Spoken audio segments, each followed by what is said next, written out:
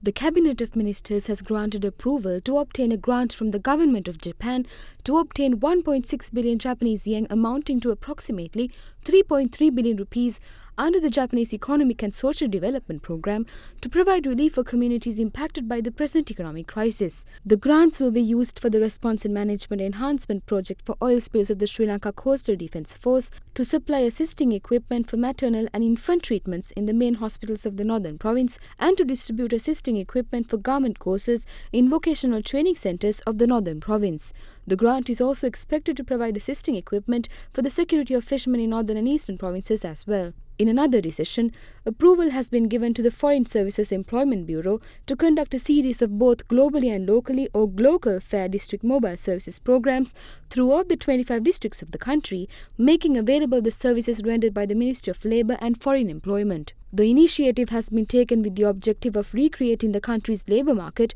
to cater to global requirements as well as further enhance the living standards of migrant workers while providing opportunities to resolve their issues. Sri Lanka has also approved a proposal to launch a pilot program using Asian Development Bank financing, World Bank financing and local funds, targeting 16,000 beneficiary families in selected divisional secretariats covering all 25 districts to implement a program with the aim of empowering the families benefiting under the Aswasama Social Welfare Scheme economically, socially and mentally over a 3-year period. The approval was given by Cabinet to sign the Memorandum of Understanding between the Sri Lanka Standards Institute and China's Standardization Administration to reduce technical barriers in non-tariff trade between Sri Lanka and China. This transpired after obtaining clearance from the Attorney General's office and the approval of the Ministry of External Affairs. The Cabinet of Ministers approved a proposal by the Minister for Urban Development and Housing to dispose 0.1929 hectares of land belonging to the Urban Development Authority located at the Kirimandala Mawatha in Narayanpita